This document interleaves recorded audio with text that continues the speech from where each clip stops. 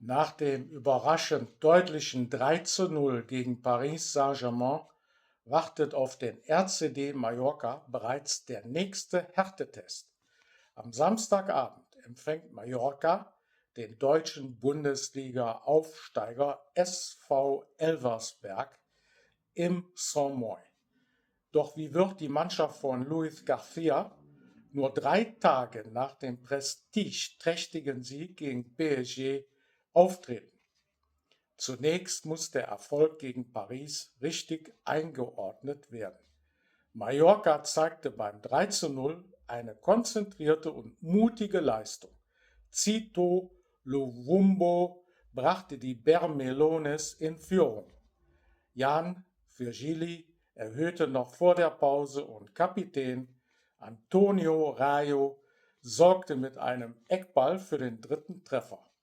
Besonders auffällig waren Mallorcas schnelles Umschalten, die Aggressivität nach Ballverlusten und die Konsequenz vor dem gegnerischen Tor. Trotzdem darf man das Ergebnis nicht überbewerten. Paris trat mit zahlreichen fehlenden Nationalspielern an und absolvierte sein erstes Vorbereitungsspiel. Mallorca war körperlich und taktisch bereits deutlich weiter. Gegen Elversberg wartet nun eine ganz andere Aufgabe. Der Bundesliga-Aufsteiger lebt von intensivem Pressing, viel Bewegung und schnellen Angriffen. Beim 5:2 gegen Racing Straßburg zeigte Elversberg, dass die Mannschaft auch gegen einen französischen Erstligisten zahlreiche Torchancen herausspielen kann. Deshalb dürfte Luis Garcia einige Veränderungen vornehmen. Zwischen den Spielen gegen PSG und Elversberg liegen nur 3 Tage. Mallorca wird Belastungen steuern und möglicherweise Spielern Einsatzzeit geben, die gegen Paris zunächst auf der Bank saßen.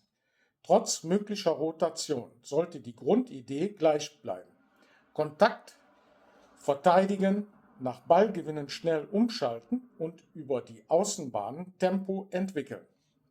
Besonders interessant wird die Rolle von Cito Luvumbo. Nach seiner starken Vorstellung gegen PSG könnte er erneut zum entscheidenden Faktor werden. Seine Geschwindigkeit und seine direkten Läufe sind genau die Mittel, mit denen Mallorca Elversbergs Pressing überspielen kann.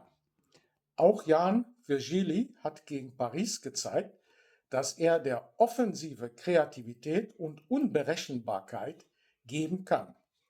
Entscheidend wird aber sein, wie Mallorca mental mit dem PSG-Erfolg umgeht. Ein prestigeträchtiger Sieg kann Selbstvertrauen geben. Er kann aber auch dazu führen, dass eine Mannschaft im nächsten Test einige Prozent weniger konzentriert auftritt. Und genau das darf gegen Elversberg nicht passieren. Der Bundesligist wird intensiv anlaufen, Zweikämpfe suchen und Mallorca vermutlich weniger Zeit am Ball geben als das ersatzgeschwächte PSG. Für Mallorca geht es deshalb nicht nur um das Ergebnis. Es geht darum, die Abläufe für den Ligastart gegen Real Valladolid zu festigen. Wie stabil ist die Defensive unter Druck? Wie funktioniert das Angriffsspiel gegen einen aggressiven Gegner? Und welche Spieler empfehlen sich für die Startelf am ersten Spieltag? Meine Prognose: Mallorca wird einige Positionen verändern, aber erneut selbstbewusst und offensiv auftreten. Elversberg dürfte Mallorca deutlich stärker beschäftigen, als der Name zunächst vermuten lässt. Ich erwarte ein ausgeglichenes Spiel mit Chancen auf beiden Seiten und tippe auf einen knappen 2:1 Sieg für den RCD Mallorca. Der Erfolg gegen PSG war ein starkes Signal. Gegen Elversberg muss Mallorca jetzt zeigen, dass dieser Auftritt mehr als nur ein besonderer Testspielabend war.